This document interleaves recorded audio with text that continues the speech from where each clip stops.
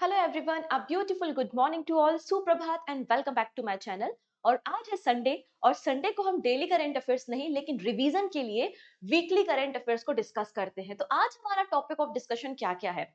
सबसे पहले तो हमें देखना है कि इस पर्टिकुलर ड्यूरेशन में, इस पर्टिकुलर वीक में, मतलब 11th ऑफ नवंबर से लेकर 16th ऑफ नवंबर तक हमने कौन कौन से इंपॉर्टेंट डेज सेलिब्रेट किए हैं और उनकी थीम क्या है।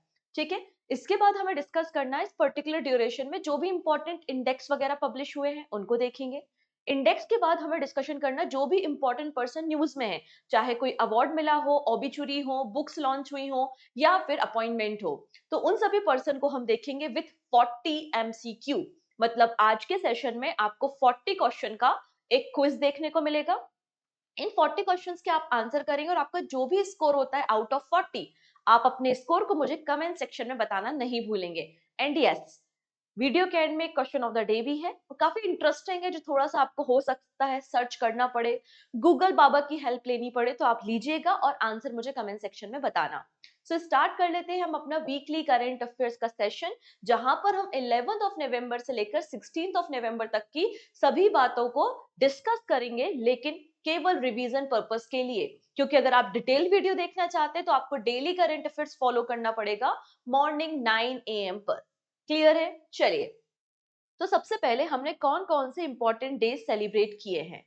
तो स्टार्टिंग हो रही है 10th ऑफ नवंबर से। 10th ऑफ नवंबर को था world science day for piece and development. ठीक है, world science day for piece and development 10th of November को था। इसको यूनेस्को ऑर्गेनाइज करता है सिंस 2001। इसकी थीम क्या है? Youth at the for front. ये आपको थीम देखने को मिल जाएगी।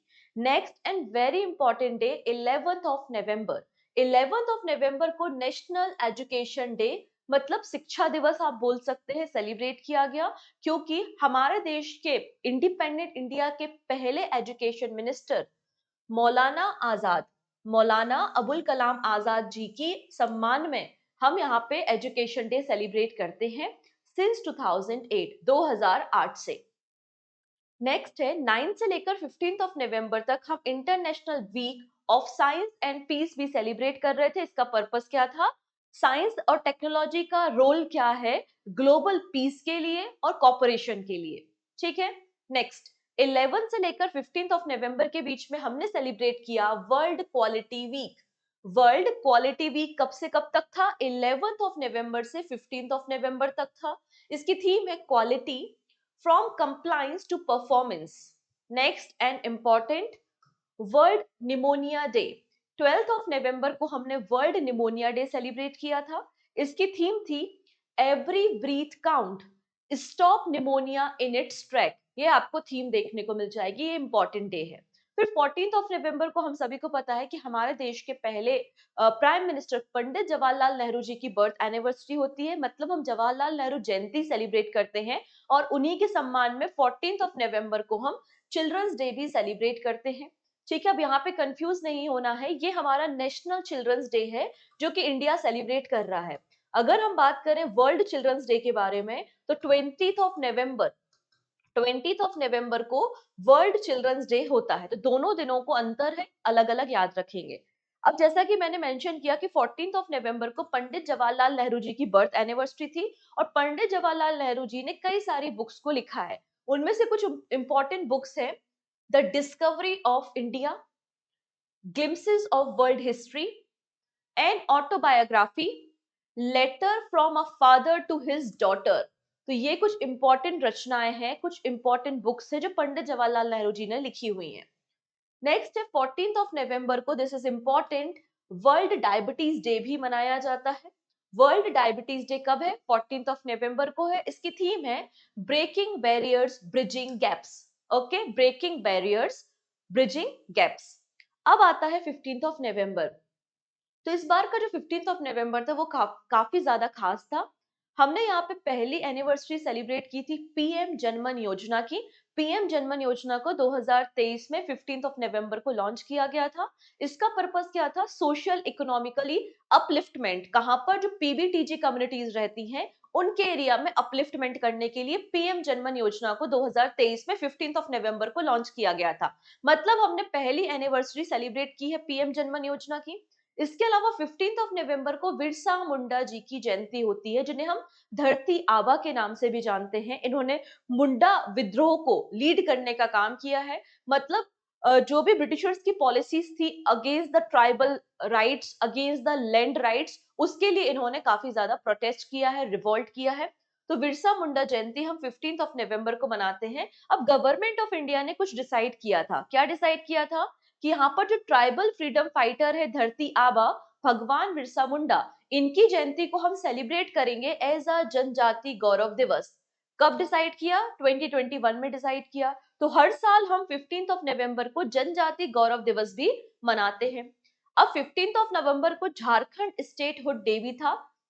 झारखंड राज्य का फॉर्मेशन हुआ था बिहार से अलग होकर। तो यहाँ पर आप देख सकते हैं 15 नवंबर 2000 में झारखंड एक सेपरेट स्टेट बनता है बिहार से सेपरेट होकर, और झारखंड का स्टेट एनिमल आपको इंडियन एलिफेंट देखने को मिल जाएंगे। अब 15 नवंबर को इस बार पता है क्या था? हिंदू मंथ चल रहा है कार्तिक, और कार्तिक मंथ की पूर्णिमा मतलब लूनर डे था। ठीक है, फुल मून डे आप बोल सकते हैं। तो कार्तिक मंथ की जो पूर्णिमा या फुल मून होता है, उस दिन हम सेलिब्रेट करते हैं गुरु नानक जयंती। तो गुरु नानक देव जी की जयंती भी आपको देखने को मिली है 15 नवंबर को, जो कि फाउंडर हैं सिखिज्म के। मतलब सिख धर्म के 10 गुरु होते हैं, और पहले गुरु का नाम गुरु नानक देव जी आपको देखने को मिल जाएगा। ठीक है, फिर 16 नवंबर को national press day, this is important. National press day हमने 16 नवंबर को सेलिब्रेट किया था, जिसकी थीम थी changing nature of the press. Changing nature of the press, ये आपको थीम देखने को मिल जाएगी। तो इस तरीके से 11 नवंबर से लेकर 16 नवंबर तक के सभी इंपॉर्टेंट डेज और उनकी थीम्स हमने देखी। चलिए सेकंड सेगमेंट पे बात करते हैं, जहां पे हम बात करेंगे इंडेक्स के बारे में। इस पर्टिकुलर ड्यूरेशन में जितने भी कोई अगर इंडेक्स या रिपोर्ट पब्लिश हुई है, उनको एक एक करके देखेंगे। सबसे पहला है QS world university ranking Asia 2025। तो एशिया कॉन्टिनेंट में, एशिया पैसिफिक जोन में जितनी भी यूनिवर्सिटीज हैं, उन सब की यहाँ पे रैंकिंग की गई है। पूरी वर्ल्ड की यूनिवर्सिटी को फीचर नहीं किया गया है, केवल एशिया पैसिफिक की ही यहाँ पर यूनिवर्सिटीज को फीचर किया गया है, जिसमें आईआईटी दिल्ली इंडिया में आपको टॉप देखने को मिल जाएगा। ठीक है, आईआईटी दिल्ली इंडिया में फर्स्ट नंबर पे है, लेकिन वर्ल्ड में आपको 44th पोजीशन पे देखने को मिल जाएगा IIT Delhi. So Indian Institute of Technology Delhi has been ranked as the top Indian educational institute in the latest QS World University Ranking Asia 2025, और ओवरऑल यहाँ पर इसकी रैंकिंग 44th पोजीशन पे है। नाउ बात करते हैं टॉप इंस्टीट्यूट कौन सा है एशिया रीजन में। तो टॉप इंस्टीट्यूट एशिया रीजन में आपको मिल जाएगा चाइना की पेकिंग यूनिवर्सिटी। चाइना की पेकिंग यूनिवर्सिटी आपको फर्स्ट नंबर पे, फिर university of Hong Kong second number पे, and national university of Singapore आपको थर्ड नंबर पे देखने को मिलेगा। ठीक है, टोटल 984 एजुकेशनल इंस्टीट्यूट को यहाँ पे फीचर किया गया है, शामिल किया गया है, जिसमें सबसे ज्यादा एंट्री इंडिया की है। इंडिया की 162 एंट्रीज आपको देखने को मिल जाएंगी, और आईआईटी दिल्ली इंडिया में टॉप पर है। आईआईटी दिल्ली इंडिया में टॉप पर होने के साथ साथ साउथ एशियन रीजन में भी टॉप पर है। साउथ एशियन रीजन में भी टॉप इंस्टीट्यूट कौन सा है? आईआईटी दिल्ली है। ठीक है, ओवरऑल इसकी रेटिंग 44 नंबर पे आ जाएगी। उसके बाद है IIT Bombay. IIT Bombay 48 position पे है। देन है IIT Madras. IIT Madras 56 position पे देखने को मिल जाएगा। केवल दो ही इंस्टीट्यूट है जो कि टॉप 50 में शामिल हुए हैं, एक आईआईटी दिल्ली है और दूसरा है आईआईटी बॉम्बे। डन। नेक्स्ट है WIPO, world intellectual property organisation global patent filing in 2023। अब यहाँ पे WIPO का एक इंडेक्स पब्लिश हुआ है कि 2023 में, मतलब ये रिपोर्ट 2024 की है। ठीक है, रिपोर्ट क्या है? World intellectual property indicator 2024। Report 2024 की है, लेकिन इसमें जो डेटा रिवील किया गया है वो 2023 का डेटा है कि 2023 में कितने नंबर ऑफ पेटेंट्स को फाइल किया गया था इंडिया की तरफ से। ठीक है, तो इंडिया आपको ओवरऑल 6 पोजीशन पे देखने को मिल जाएगा। India has for the first time has been ranked 6th in the world for the global patent filing in 2023। तो इंडिया आपको 6th पोजीशन पे देखने को मिल जाएगा पेटेंट फिलिंग में, और इंडिया की जो पेटेंट फिलिंग की कैपेसिटी है वो इंक्रीज हुई है बाय द 15.7%। ठीक है, इतनी चीजें। अब बात कर लेते हैं टॉप कंट्री कौन सी हैं। तो टॉप कंट्री आपको मिल जाएगी चाइना। चाइना में आप देखेंगे 1.64 मिलियन पेटेंट्स को फाइल किया गया है। चाइना के बाद आपको देखने को मिलेगा यूएसए, यूएसए के बाद आ जाएगा जापान, जापान के साथ आ जाएगा South Korea, Germany and then 6th position पे इंडिया है। 2023 में इंडिया में टोटल नंबर ऑफ पेटेंट कितने फाइल हुए हैं? 64,480। ठीक है, डन इतनी चीजें। अब यहाँ पे एक और चीज मेंशन की गई है कि पूरे वर्ल्ड में एशिया वाला जो एरिया है, एशिया में सबसे ज्यादा पेटेंट फाइल किए गए हैं। अगर हम चाइना, कोरिया और जापान को मिला दे तो पूरे वर्ल्ड का 91% इनके पास ही है। ओके, ये सारी बातें इस रिपोर्ट में मेंशन की हैं। अगर हम WIPO के बारे में बात करें, वर्ल्ड इंटेलेक्चुअल प्रॉपर्टी ऑर्गेनाइजेशन, जिसे 1967 में तैयार किया गया था, स्टैब्लिश किया गया था, जेनेवा में इसका हेडक्वार्टर है and Darren Tang director general आपको देखने को मिल जाएंगे। डन। नेक्स्ट, अब यहाँ पे फॉर द फर्स्ट टाइम पहली बार फॉर्च्यून ने Fortune 100 most powerful person in the business list publish की है। तो फॉर्च्यून का ये पहली बार एक नया इनिशिएटिव है जिसमें पूरे वर्ल्ड के जो 100 बिजनेसमैन हैं उनकी लिस्ट को पब्लिश किया है, और यहाँ पर एक इंडियन नेम भी आता है, मुकेश अंबानी का। ठीक है, तो American Fortune magazine has release it's first 100 most powerful person in the business list. इसमें आपको इंडिया के मुकेश अंबानी जी का नाम देखने को मिल जाएगा, इंडिया में फर्स्ट नंबर पे है, और यहाँ पे ओवरऑल इनकी रैंकिंग 12th पोजीशन पे देखने को मिल जाएगी। फर्स्ट पर्सन कौन है? एलॉन मस्क है, जो कि सीईओ है टेस्ला एंड स्पेसएक्स के। सेकंड नंबर पे जेनसेन हुआंग देखने को मिल जाएंगे, जो कि एनवीडिया कंपनी के फाउंडर है। एंड थर्ड नंबर पे है सत्या नडेला, जो कि सीईओ एंड चेयरमैन है माइक्रोसॉफ्ट के। ये टॉप 3 पर्सन है। यहाँ पर टॉप 10 में कोई भी इंडियन नहीं है, इंडियन ओरिजिन जरूर है बट कोई इंडियन नहीं है, और टॉप 20 में केवल एक ही इंडियन नाम आपको देखने को मिल जाएगा, और वो नाम किसका है? मुकेश अंबानी का है।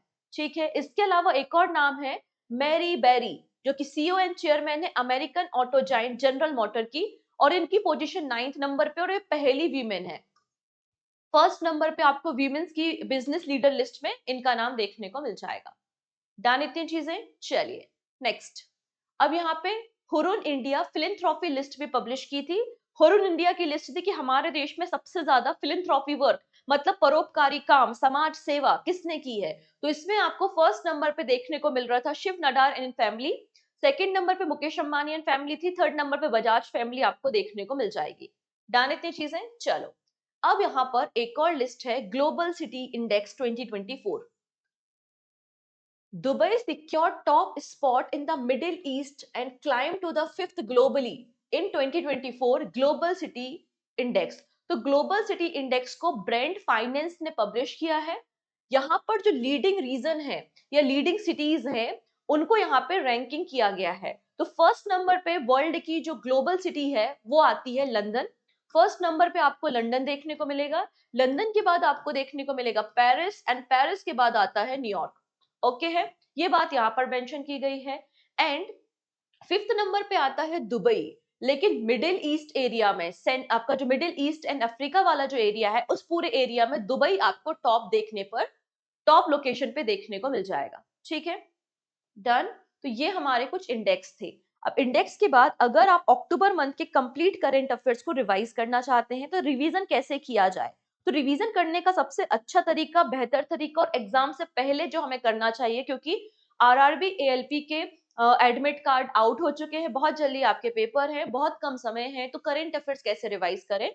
तो उस समय सबसे इंपॉर्टेंट होता है कि आप एमसीक्यू लगा लो, तो आपको चीजें ऑटोमेटिकली रिकॉल हो जाती हैं। तो जनवरी मंथ से लेकर अक्टूबर मंथ तक के सभी एमसीक्यूज आपको प्लेलिस्ट में मिल जाएंगे, और अभी रिसेंटली अक्टूबर मंथ के टॉप 150 एमसीक्यूज भी मैंने लॉन्च किए हैं, तो आप इनको पढ़ सकते हैं, इस वीडियो को देख सकते हैं, प्लेलिस्ट में यूट्यूब पर अवेलेबल है।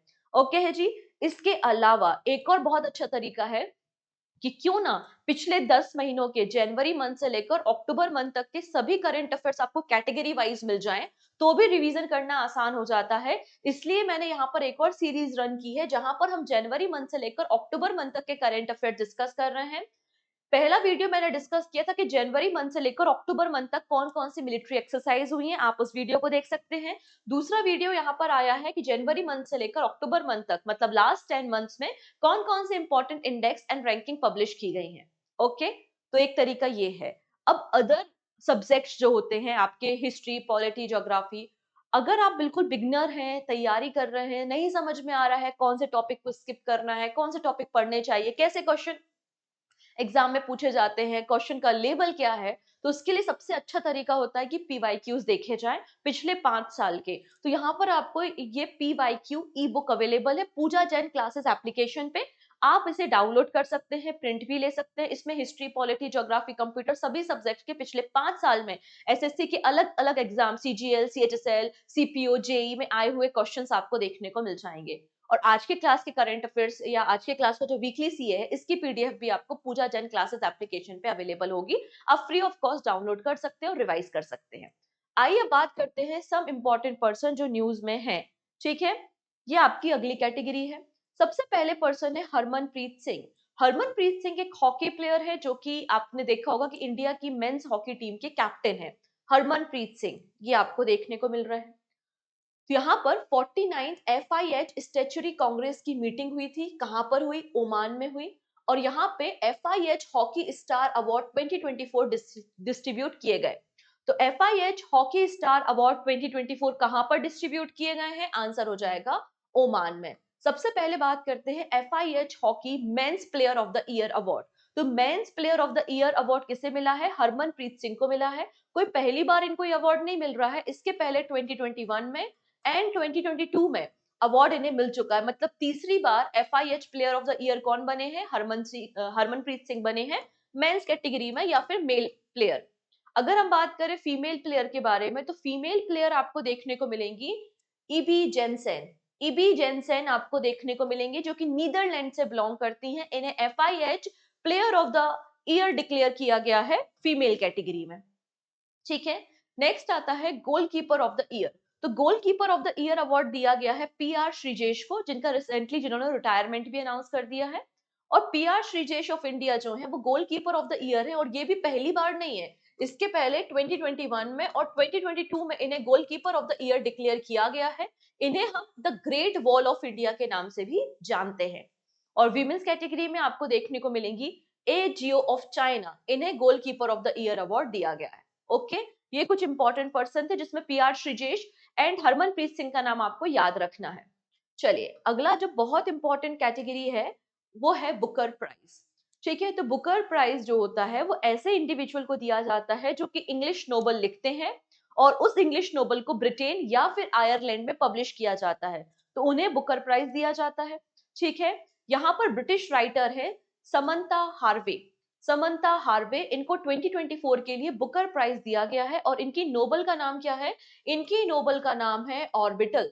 कोविड-19 लॉकडाउन के समय इन्होंने बेसिकली इमेजिनेशन पे बुक लिखी है कि अगर एक दिन इंटरनेशनल स्पेस स्टेशन पे बिताया जाए तो कैसा दिखेगा, ठीक है, कैसा लगेगा, वो सारे एक्सपीरियंस वगैरह इन्होंने इस बुक में मेंशन किए हैं। अभी जो बुकर प्राइज होता है, बुकर प्राइज में जो प्राइज मनी होती है वो 50,000 पाउंड की प्राइज मनी आपको देखने को मिलेगी। बुकर प्राइज की शुरुआत 1969 में की गई थी। ठीक है, अब यहाँ पे जो लास्ट विनर थे, मतलब जो लास्ट ईयर बुकर प्राइज किसको दिया गया था, तो लास्ट ईयर बुकर प्राइज मिला था पॉल लिंच को और इनकी नोबल का नाम था प्रॉफिट सॉन्ग। ठीक, इसके अलावा ये जो नोबल है ऑर्बिटल, ये 136 पेज की नोबल है और ये सेकेंड शॉर्टेस्ट नोबल है जिसे बुकर प्राइज दिया गया है। Okay, done. चलिए, अगला नाम देखेंगे फिक्की के नए प्रेसिडेंट। फिक्की का क्या मतलब होता है? Federation of Indian chamber of commerce and industry, ये आपका होता है फिक्की। ठीक है, फिक्की का फॉर्मेशन 1927 में किया गया था और फिक्की के नए प्रेसिडेंट कौन बन गए हैं? हर्षवर्धन अग्रवाल बन गए हैं। हर्षवर्धन अग्रवाल, और 21 नवंबर से इनका टेन्योर स्टार्ट हो जाएगा। ठीक है, ये अनीश शाह को सक्सीड करेंगे, अनीश शाह को रिप्लेस करने का काम करेंगे हर्षवर्धन अग्रवाल। नेक्स्ट, रिसेंटली आपने देखा होगा यूएस में प्रेसिडेंशियल इलेक्शन हुए थे और प्रेसिडेंशियल इलेक्शन के बाद यहाँ पे जो व्हाइट हाउस है, जैसे कि हमारे देश में राष्ट्रपति भवन होता है वैसे उनके देश में भी राष्ट्रपति भवन है जिसे हम व्हाइट हाउस कहते हैं। तो व्हाइट हाउस की चीफ ऑफ स्टाफ किसे बनाया गया है? तो वाइस चीफ सॉरी यहाँ पे chief of the staff white house की बनाया गया है सुशी वाइल्स को, और ये पहली फीमेल है जिनके पास ये रिस्पॉन्सिबिलिटी आपको देखने को मिल जाएगी। अगला नाम आता है अर्जुन इरिगेसी का। अर्जुन इरिगेसी हम सभी को पता है चेस ग्रैंड मास्टर हैं, इंडिया से हैं। ठीक है, अब यहाँ पे इंडियन ग्रैंड मास्टर अर्जुन इरिगेसी ने हिस्ट्री क्रिएट की है, ये वर्ल्ड नंबर 2 बन चुके हैं। फिडे रैंकिंग, जो फिडे वर्ल्ड चेस रैंकिंग होती है, उसमें फर्स्ट नंबर पे आपको नॉर्वे के चेस प्लेयर मैग्नस कार्लसन देखने को मिलेंगे, और वहीं सेकंड नंबर पे वर्ल्ड नंबर 2 आपको देखने को मिल जाएंगे अर्जुन एरगेसी, ठीक है, जो कि चेस प्लेयर है। अगले पर्सन न्यूज में, जो कि एक फेमस एक्टर है जिनका नाम है सोनू सूद, ठीक है, और सोनू सूद को recently brand ambassador and advisor बनाया गया है थाईलैंड टूरिज्म का, ठीक है। अच्छा, मध्य प्रदेश गवर्नमेंट ने एमपी टूरिज्म का ब्रांड एम्बेसडर बनाया है पंकज त्रिपाठी को, पंकज त्रिपाठी को। वैसे ही थाईलैंड गवर्नमेंट ने थाईलैंड का brand ambassador, advisor and tourism के लिए किसे बनाया है? सोनू सूद को बनाया है। अगला नाम आता है तैयब इकराम, ठीक है, तैयब इकराम जो कि पाकिस्तान से हैं और पाकिस्तान की टीम के कोच भी रह चुके हैं, ठीक है। इनको रीइलेक्ट किया गया है as a FIH president, international hockey president, international hockey federation के प्रेसिडेंट रीइलेक्ट हुए हैं Tayyab Ikram for the period of second year या फिर सेकेंड टर्म के लिए। रिसेंटली 49th एफआईएच कांग्रेस की मीटिंग कहां पर हुई थी? मस्कट, ओमान में हुई थी, और वहां पर यह फैसला लिया गया है, ठीक है। इसके अलावा इंडोनेशिया हॉकी फेडरेशन को फुल टाइम मेंबरशिप भी ग्रांट हुई है एफआईएच में। एफआईएच का हेडक्वार्टर आपको मिल जाएगा लुसाने, स्विट्जरलैंड में। 1924 में इसका फॉर्मेशन हुआ था।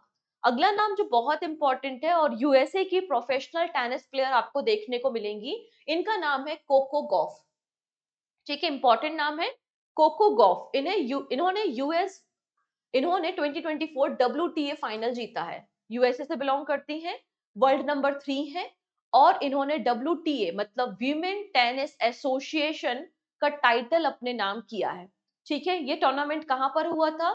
सऊदी अरेबिया की कैपिटल सिटी रियाद में हुआ था। एक्चुअली सऊदी अरेबिया के पास 2024 के साथ साथ 2025 और 2026 के भी फाइनल को होस्ट करने के राइट है। मतलब अपकमिंग जो डब्ल्यूटीए फाइनल होगा वो इसी कंट्री में, इसी सिटी में वापस से होगा, ठीक है। अब यहाँ पर जो फीमेल इस टूर्नामेंट को जीतती हैं, मतलब जो डब्ल्यूटीए के फाइनल को जीतती हैं, उन्हें बिली जीन किंग ट्रॉफी दी जाती है। तो अगर आपसे पूछ लिया जाए कि बिली जीन्स किंग ट्रॉफी का रिलेशन किस गेम से है, तो आंसर क्या हो जाएगा? टेनिस से है, ठीक है। और ये ट्रॉफी किसे दी गई है? तो कोको गॉफ को दी गई है। किसे दी गई है? कोको गॉफ को दी गई है। ये कहां से है? तो यूएसए की प्रोफेशनल टेनिस प्लेयर आपको देखने को मिल जाएंगी। डन इतनी चीजें? चलो नेक्स्ट।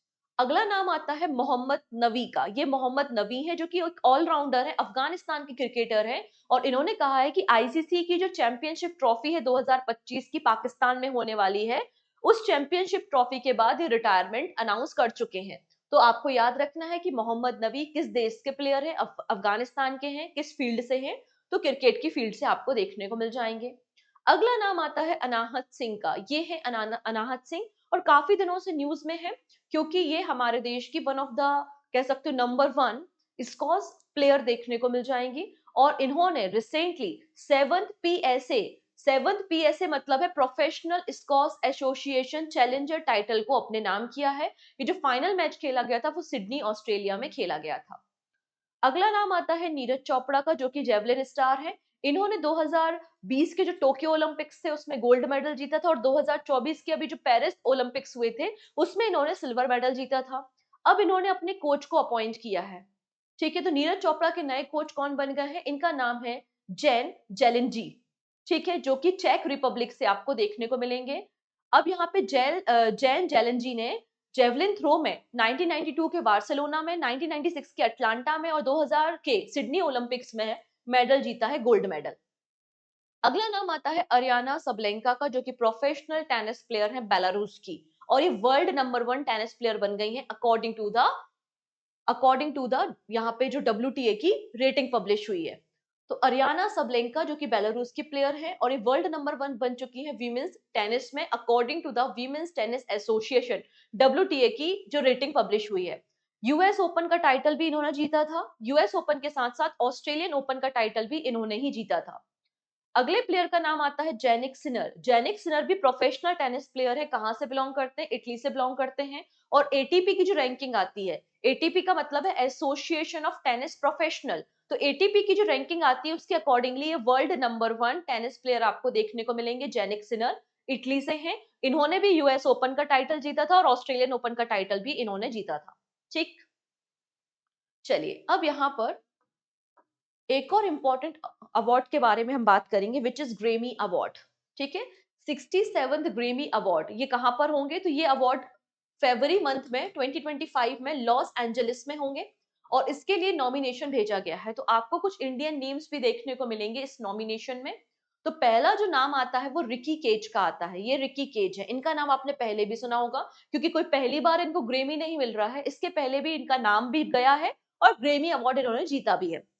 तो Ricky Kej, a three-time Grammy winner, receive his fourth Grammy nomination for his album. इनका एल्बम का नाम है break of dawn in the best new as.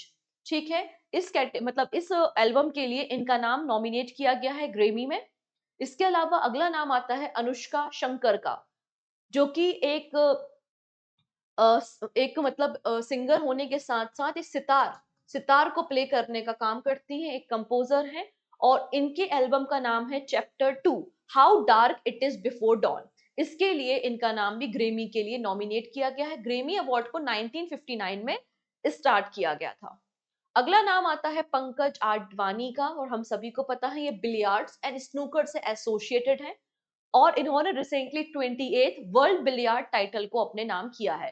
Final कहाँ पे हुआ था? दोहा, कतार में हुआ था और यहाँ पर पंकज आडवाणी ने 7th कॉन्जिक्यूटिव टाइटल, मतलब 7 टाइम लगातार इस टाइटल को जीता है। कौन सा टाइटल है ये? 28 नंबर का वर्ल्ड बिलियर्ड टाइटल। ठीक है, तो 28 वर्ल्ड बिलियर्ड टाइटल किसने जीता है? पंकज आडवाणी ने जीता है।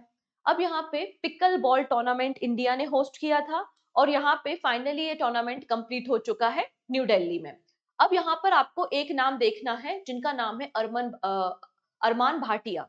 अरमान भाटिया एंड हर्ष मेहता, इन्होंने first Indian master pickle ball championship जीती है। ठीक है, अब यहाँ पे इन्होंने देखो, यहाँ पे जो अरमान है, अरमान भाटिया, इन्होंने 3 कैटेगरी में इस टाइटल को जीता है। एक तो इंडिविजुअल कैटेगरी, फिर मिक्स्ड इवेंट और डबल इवेंट। तो तीनों में आपको नाम देखने को मिलेगा अरमान भाटिया का। कंप्लीट लिस्ट है कि मेन सिंगल जीता है अरमान भाटिया ने, जो कि इंडिया से हैं। विमेन सिंगल का टाइटल किसने जीता है? सोफिया स्विंग ने जीता है, जो यूएसए से बिलोंग करती हैं। मेंस डबल में आप देखो अरमान भाटिया और हर्ष मेहता का नाम देखने को मिल जाएगा। वही मिक्स डबल में देखिए अरमान भाटिया, रूश बॉन रीक का नाम देखने को मिल जाएगा। ठीक है, तो अरमान भाटिया का नाम बेसिकली आपको याद रखना है। चलिए अगले पर्सन है अमनदीप जोहल। ये है अमनदीप जोहल और इनको सीईओ अपॉइंट किया गया है professional golf tour of India का। हम सभी को पता है कि professional golf tour of India के प्रेसिडेंट कौन है? कपिल देव जी हैं और यहाँ पे सीईओ किसे अपॉइंट किया है? अमनदीप जोहल को किया है और इन्होंने उत्तम सिंह मूडी को सक्सीड करने का काम किया है। चलिए अगले पर्सन है, ये है फॉरेन सेक्रेटरी जिनका नाम है विक्रम मिस्री। इनका टेन्योर अभी 30 नवंबर को खत्म हो रहा था एज अ फॉरेन सेक्रेटरी। इनके टेन्योर को फर्दर हमने एक्सटेंड किया है टिल 14 जुलाई 2026। ठीक है, तो विक्रम मिस्री कौन है? फॉरेन सेक्रेटरी हैं, 35th नंबर के फॉरेन सेक्रेटरी हैं एंड रिसेंटली इनके टेन्योर को जुलाई 2026 तक एक्सटेंड किया गया है। अगले पर्सन है जस्टिस बी आर गवई। ठीक है, जस्टिस बी आर गवई को रिसेंटली अपॉइंट किया गया है executive chairman of NALSA. NALSA का मतलब होता है नेशनल लीगल सर्विस अथॉरिटी। तो नालसा के नए एग्जीक्यूटिव चेयरमैन कौन बने हैं? जस्टिस वी आर गवई बने हैं और इन्होंने सक्सीड किसे किया है? जस्टिस संजीव खन्ना को किया है। क्योंकि हम सभी को पता है जो जस्टिस संजीव खन्ना है ये हमारे देश के 51st नंबर के CJI chief justice of India बन चुके हैं। ठीक है, ये जो नालसा है एक स्टैच्यूटरी बॉडी है, इसका formation legal service authority act 1987 के अंदर किया गया था। अगली पर्सन का नाम है सुमा सिरूर, जो कि एक शूटिंग कोच रह चुकी हैं। इन्होंने अवनी लेखरा, जिन्होंने पेरिस पैरा ओलंपिक गेम्स में मेडल जीता था, उनकी ये कोच रह चुकी हैं। ठीक है, और इन्हें coach of the year award recently दिया गया है। ठीक है, coach of the year award female category में इंडियन स्पोर्ट ऑनर किसे दिया गया है? तो सुमा सिरूर को दिया गया है। ठीक है, चलिए अगले पर्सन के बारे में बात करेंगे जिनका नाम है नवीन राम गुलाम। ये है नवीन राम गुलाम, जो कि नए यहाँ पे मॉरिशियस में इलेक्शन हुए थे और मॉरिशियस के नए प्राइम मिनिस्टर आपको देखने को मिल जाएंगे। ठीक है, इन्होंने किसे सक्सीड किया है? तो प्रवीण जगन्नाथ को इन्होंने सक्सीड करने का काम किया है। इनका नाम हम देख चुके हैं पंकज त्रिपाठी। इन्हें मध्य प्रदेश गवर्नमेंट के टूरिज्म के लिए ब्रांड एम्बेसडर बनाया है। अगला नाम आता है अरविंदर सिंह सैनी का। Arvinder Singh Saini Indian oil Indian oil के चेयरमैन बन चुके हैं, जो कि लार्जेस्ट ऑयल फर्म आपको इंडिया में देखने को मिलेगी। ठीक है, इंडियन ऑयल का फॉर्मेशन 1959 में हुआ था, न्यू दिल्ली में इसका हेडक्वार्टर है। अब यहाँ पर एक बुक लॉन्च की गई है जिसका नाम है माँ मदर, और इस बुक को लॉन्च किया है अर्जुन राम मेघवाल ने। और इस बुक के ऑथर कौन है? इस बुक के ऑथर मिल जाएंगे डॉक्टर देवेंद्र कुमार, जो कि आपको एडिशनल सेक्रेटरी मिलेंगे गवर्नमेंट ऑफ केरला में। ठीक है, तो माँ एंड मदर बुक को यहाँ पे लॉन्च किया गया है। अगले पर्सन का नाम है एलेक्स दिदियर फिल्स एमी। ठीक है, और ये हेती, हेती आपको यहाँ पे कैरेबियन आइलैंड में एक नेशन देखने को मिलेगा, इट इज हेती। और हेती की साइड में आपको डोमिनिकन रिपब्लिक देखने को मिलेगा। और इस डोमिनिकन रिपब्लिक का जो हाईएस्ट सिविलियन अवार्ड है वो रिसेंटली प्राइम मिनिस्टर मोदी को भी दिया गया है। तो हेती, हेती के नए प्राइम मिनिस्टर बन चुके हैं एलेक्स दिदियर फिल्स एमी। ओके जी, नेक्स्ट बात करते हैं। अब जैसे कि यूनाइटेड नेशन में हर एक कंट्री के एम्बेसडर्स होते हैं, वैसे ही यूएसए की एम्बेसडर यूनाइटेड नेशन में किसे अपॉइंट किया गया है? इनका नाम है एलिस स्टीफेनिक। ठीक है, एलिस स्टीफेनिक यूएन एम्बेसडर बन चुकी है यूएसए की। और इन्होंने रिप्लेस किसे किया है? लिंडा थॉमस ग्रीनफील्ड को इन्होंने रिप्लेस करने का काम किया है। चलिए, अब लास्ट कैटेगरी आती है, कुछ ऑबिचुरीज हम देखेंगे। सबसे पहले आपको एक मृदंगम स्कॉलर देखने को मिलेंगे। आप देख सकते हैं ये मृदंगम इन्होंने हाथ में पकड़ा हुआ है। तो मृदंगम स्कॉलर जिनका नाम है वरदा राव कमलाकर राव, ही पास्ड अवे रिसेंटली। और ये शिष्य थे, डिस्पाइल थे किसके? पालघाट मनी अय्यर के। और इन्हें संगीत नाटक अकादमी अवार्ड भी दिया गया है, ही पास्ड अवे रिसेंटली। अगले पर्सन है एक पोलो प्लेयर रहे हैं हमारे देश के, जिनका नाम है हरिंदर सिंह सोधी। ठीक है, जिन्हें हम बिली के नाम से भी जानते थे, ही पास्ड अवे, और इनका रिलेशन पोलो से रहा है। This is very important name, Pandit Ram Narayan. ठीक है, सारंगी प्लेयर है Pandit Ram Narayan, he passed away. और इन्होंने कई सारी हॉलीवुड सॉरी बॉलीवुड मूवीज में गाना गाने का काम किया, जैसे कि मुगले आजम। इन्हें तीनों पद्म अवार्ड मतलब पद्मश्री, पद्म भूषण और पद्म विभूषण दिए गए हैं। पद्मश्री 1976 में, पद्म भूषण 1991 में, और पद्म विभूषण 2005 में। इसके अलावा इन्हें संगीत नाटक अकादमी अवार्ड भी मिला है 1975 में। डन। चलिए, फिर है सत्यजीत रे life time achievement award for excellence in cinema. हम सभी को पता है कि 55th नंबर का international film festival of India Goa में होने वाला है। और जहां पे इस फेस्टिवल में जो पहली पिक्चर फीचर की जाएगी, जो पहली पिक्चर से इस फेस्टिवल की शुरुआत होगी, उस पिक्चर का नाम है बेटर मैन। बेटर मैन एक सेमी ऑटोबायोग्राफिकल फिल्म है जिसको तैयार किया है किसने? रॉबी विलियम ने। इस पिक्चर के साथ इस फेस्टिवल की शुरुआत की जाएगी। और यहाँ पर ऑस्ट्रेलिया के एक फिल्म मेकर है जिनका नाम है फिलिप नॉइस। ये है फिलिप नॉइस, जिन्हें सत्यजीत रे लाइफ टाइम अचीवमेंट अवार्ड दिया जाएगा। डन। तो ये थे हमारे इंपॉर्टेंट पर्सन जो कि 11th ऑफ नवंबर से 16th ऑफ नवंबर तक न्यूज में देखने को मिले। मैंने आपको सारे पर्सन को क्विक रिवाइज करा दिया है कि वो पर्सन न्यूज में क्यों है और क्या इंपॉर्टेंट बातें आपको याद रखनी है। पीडीएफ अपलोड हो जाएगी तो आप फिर से रिवाइज कर सकते हैं। इसके अलावा वो सारे एस्पिरेंट जो एसएससी के अलग अलग एग्जाम या किसी भी और भी वनडे एग्जाम, जैसे कि डिफेंस एग्जाम है, रेलवे एग्जाम है, और यूपीएससी फाउंडेशन बैच है, इसके अलावा स्टेट एग्जाम है, प्रिपरेशन कर रहे हैं, तो आप यहाँ पर हिस्ट्री के कोर्स को परचेज कर सकते हैं। इसका डेमो वीडियो भी अवेलेबल है, जिसमें आपको एंशियंट, मीडिएवल और मॉडर्न हिस्ट्री देखने को मिल जाएगी बाय भूमिका मैम। और ये कोर्स अवेलेबल है कहाँ पर? पूजा जैन क्लासेस में। साथ ही साथ पीडीएफ भी अवेलेबल है, तो आप पीडीएफ को भी डाउनलोड करके रिवाइज कर सकते हैं। ओके जी, चलिए, अब बारी आती है क्विज की। यहाँ पे आपको 40 क्वेश्चन का एक क्विज मिलेगा। इन क्वेश्चंस के आंसर आपको करने हैं और आपका जो भी स्कोर होता है वो आप मुझे कमेंट सेक्शन में बताएंगे। रिसेंटली एक वॉल्केनो है जिसका नाम है माउंट लीवोटोबी लकी लकी वॉल्केनो। इसमें इरप्शन देखा गया है, इसमें विस्फोट देखा गया है। कहां पर है ये? तो आपको रिंग ऑफ फायर इंडोनेशिया में देखने को मिल जाएगा। Option number B is the right answer. In Ladakh lieutenant governor of Ladakh कौन है? Brigadier BD Mishra. इन्होंने कौन सा एडिशन हॉर्स पोलो का लॉन्च किया है? ठीक है, कौन सा एडिशन लॉन्च हुआ है? तो 4th एडिशन यहाँ पे लॉन्च हुआ है। Who was appointed as the White House Chief of the Staff by the President-elect Donald Trump? तो किसे बनाया गया है व्हाइट हाउस का chief?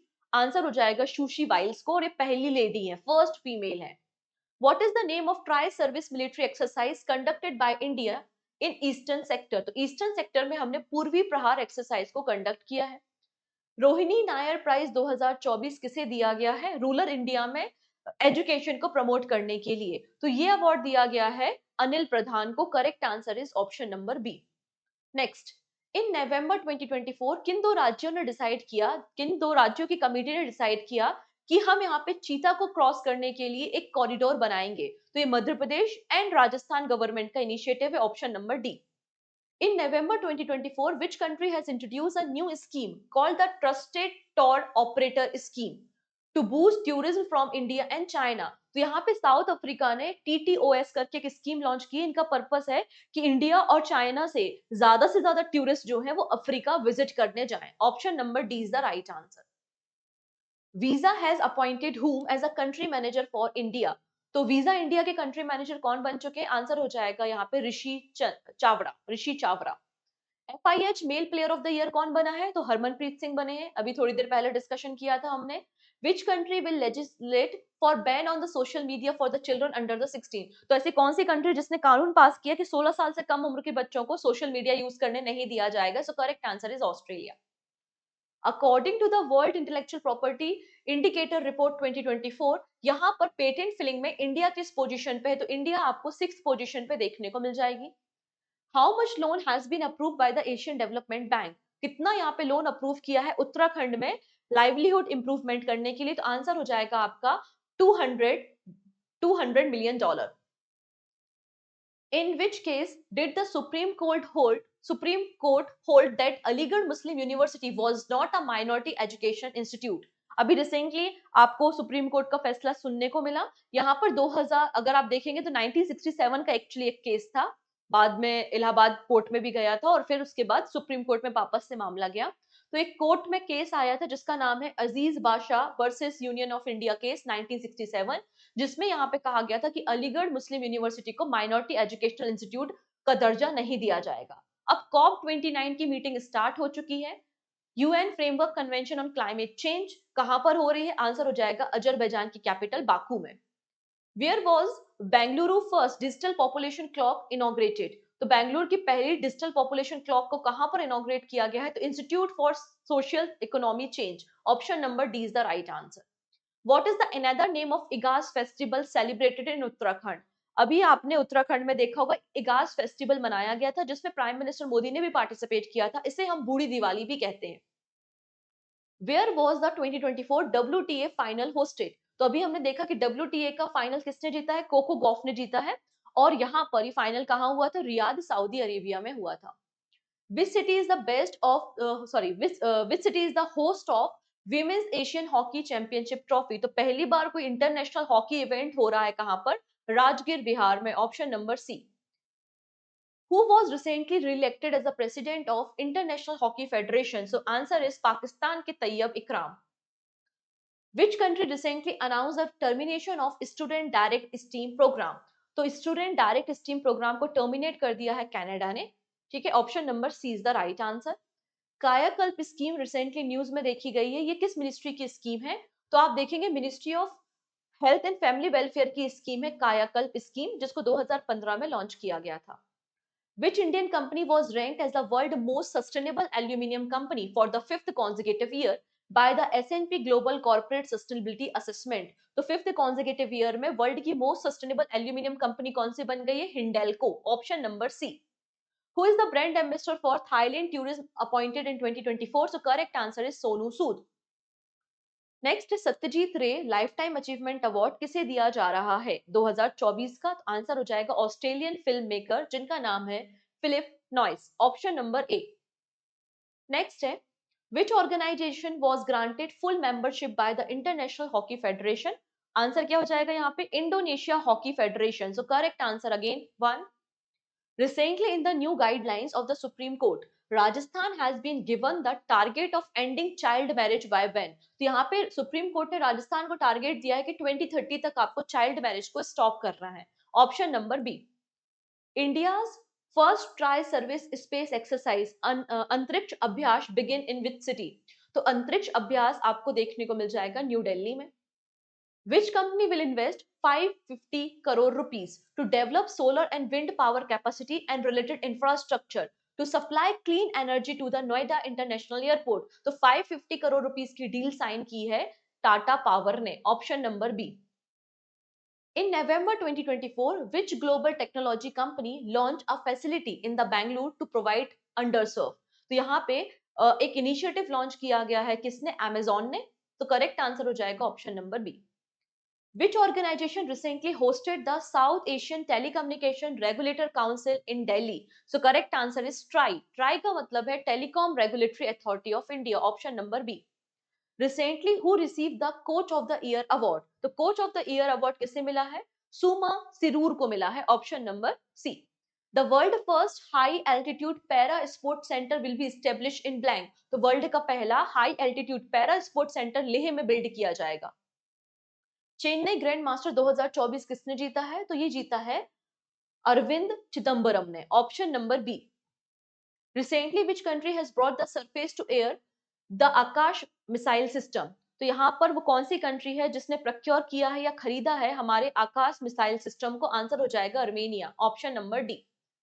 Which team has won the 16th senior women T20 trophy? तो यहाँ पे जो सीनियर वीमेन्स T20 ट्रॉफी का 16th एडिशन वानखेड़े स्टेडियम में हुआ. फाइनल मैच मुंबई और बंगाल के बीच में हुआ था और फाइनल किसने जीता है? मुंबई में ने जीता है. तो ऑप्शन नंबर ए बिल्कुल करेक्ट है. Who won the women's world billiard championship? अभी हमने देखा 28 नंबर की world billiard championship Pankaj Advani ने जीती थी इन द मेल कैटेगरी, और फीमेल कैटेगरी में जीता है एल श्रुति ने. Option number B. Consider the following statement. Samantha Harvey won the Booker Prize 2024 for her novel Orbital.